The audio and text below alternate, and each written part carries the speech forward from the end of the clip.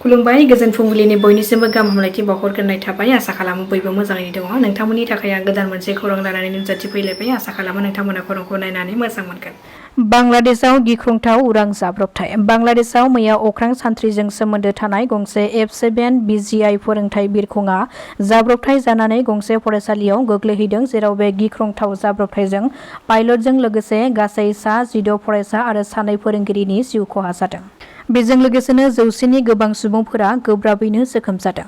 जाथायनि सोमोन्दै मिथिनो हानाय बादिब्ला बांलादेशनि ढाकानि गंसे फरायसालिनि सायाव क्रेश जानानै गोग्लैहैदों बांलादेश अख्रां सान्थ्रिजों सोमोन्दो थानाय गंसे फोरोंथाय बिरखंआ।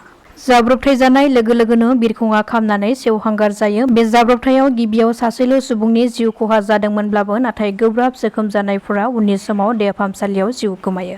बे जाब्रबथायाव गासै सा 100नि बांसिन सुबुंफोरा जोखोम जानायनि खौरां मोननाय जादों। जोखोम जानाय सुबुंफोरा फरायसालिनि फोरोंगिरि आरो फरायसाफोरमोन। रिपर्टनि बादिब्ला 1:56 रिंगासो समाव बिरदोंमोन बिरखंआ नाथाय बे बिरहांनाय समावनो बिरखंआ हरखाब जाब्रबथायजों मोगा-मोगि जानानै ढाकानि उराय माइलस्टोन स्कुल एन्ड कलेजनि सायाव गोग्लैहैयो। जाथाय जानाय लोगो लोगोनो पुलिस आरो अर खोमोरग्रा हान्जाया गोख्रैयै रैखाथि होनाय खामानिखौ मावहोयो आरो जोखोम जानायफोरखौ गं 6 गुबुन गुबुन देहा फाहामसालियाव थिसननाय जायो। मुंदांखा आबादारि पद्मश्री सर्वेश्वर बसुमतारी बिथाङा फिन आरोबाव भारत सोरखारनिफ्राय आयुष्मान गल्ड कार्ड मोननो हाबावदों। चिरां जिल्ला खुंथायनि मावख' नब्लांनि जर'खा हाबाफारिनि गेजेरजों पद्मश्री सर्वेश्वर बसुमतारीया केबिनेट मन्त्रि उरखावगोरा ब्रह्मनिफ्राय आयुष्मान गल्ड कार्डखौ आजावो। बे माननि बान्थाखौ मोननो हाबावनायनि गेजेरजों पद्मश्री सर्वेश्वर बसुमतारीया गावनि गोब्राब नाजाथाबनायनि गेजेरजों जाफुंसार आबादारि जानो हादों आरो बे बान्थाखौ मोननानै गोजोननायखौ फोरमायदों सर्वेश्वर बसुमतारी बिथाङा। बाक्सानि उनाव बे खेबाव चिरां पुलिसनि गोख्रों सिग्रोमनायनि गेजेरजों सा 7 साइबार दायनिगिरिफोरखौ खानो हादों पुलिसआ। थांनाय सनिबारनिफ्रायनो साइबार दायनिगिरिफोरनि हेंथायै गोख्रों सिग्रोमनायनि गेजेरजों बिजनी पुलिस थानानि सिङाव थानाय गासै सा 7 साइबार दायनिगिरिफोरखौ खानो हायो। खाजानाय साइबार दायनिगिरिफोरखौ बिजनी कावाटिकानि 34 बोसोर बैसोनि आफसान उद्दीन, 1 नं दंसियापारानि 37 बोसोर बैसोनि मातलेब आली, आब्दुल आवाल 27 बोसोर बैसोनि, 29 बोसोर बैसोनि आखेर आली, सदाम हुसेन, गलाब हुसेन आरो गुबुन सासेखौ मिर कासिम होननानै सिनायथिनो हादों। बेजों लोगोसेनो बिसोरनिफ्राय गंसे नाम्बार प्लेट गैयै गारि आरो गंसे AS19W2199 नम्बरनि गंसे साखा खबब्रै गारि आरो बेजों लोगोसेनो AA01QCO737 नम्बरनि गुबुन गंसे गारिखौबो हमनो हायो। बेजों लोगोसेनो गुबुन गुबुन सुबुंफोरनि मुङाव थानाय micro' ATM machine, ATM card आरो बेंक एकाउन्ट मबाइलफोरखौबो जब्द खालामनो हादों। BPF आरो UPPL हान्जानि खौसे जानायखौ आं दाबो लुबैयो। बे खोथाखौ बुंदों BPFनि MLA रबिराम नार्जारी बिथाङा फोरमायथिनाय बादिब्ला बयबो राजखान्थि हान्जानि दोलोआव गावबा गावनि मिशन, भिजन आरो एजेन्डा थायो आरो बेबादि मिशन, भिजन, अबजेक्टिभखौ लानानै दोलोआ खामानि मावनायनि थाखाय खायसे बाथ्राफोरखौ लानानै राजखान्थि दोलोनि गेजेराव रायजो राजाफ्रा लुबैनाय बादि जाया। नाथाय रायजोफ्रा लुबैनाय बादि जायोब्ला जोबोद मोजां। राजखान्थि हान्जाखौ खौसे खालामनायनि सायाव गोबां सावरायबोबाय नाथाय दायो खायसे जाहोननि थाखाय बे सावरायलायनाया थाबथानानै दङ।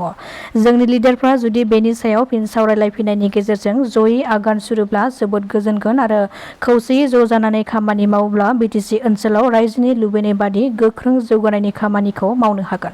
बेखायनो आं खावलायदों जाहाथे मोननै राजखान्थि हान्जाया जयै सावरायलायो। जुदि सावरायलायनायनि गेजेरजों आगान सुरोब्ला BTCखौ आरोबाव गोख्रोंसिन खालामनानै खामानि मावनो हानायजों लोगोसे बयबो रायजो राजाफ्राबो मोजां मोनगोन होननानै गावनि बिबुंथिनि गेजेरजों फोरमायदों MLA रबिराम नार्जारी बिथाङा।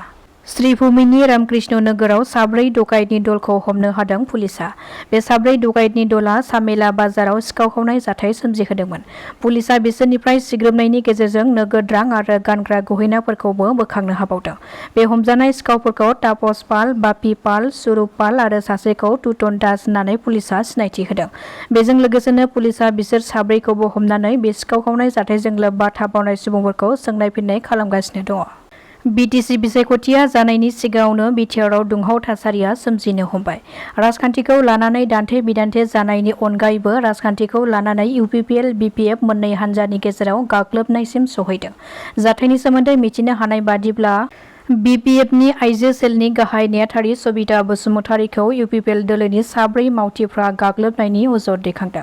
गाग्लोबजानाय आइजोआ फोरमायथिनाय बादिब्ला न'निफ्राय 6:00 रिंगासो समाव मुलि लायनो थांनाय समाव लामा ससेनिफ्राय 4 सुबुङा राङापारानिफ्राय उन फैफादोंमोन। बेनि उनाव ससेयाव मोजाङै रायज्लायफ्लानानै गारिनिफ्राय ओंखारनाय समावनो सबिता बसुमतारीखौ गोबां आरजाथावै खोथा बुंदों आरो आखायाव गाननाय आसानफोरखौबो सिफायनानै होदों। बेनि उनाव लामायाव मानसि थांलाय फैलायखौ नुनानै खारखोमालाङो होननानै फोरमायदों।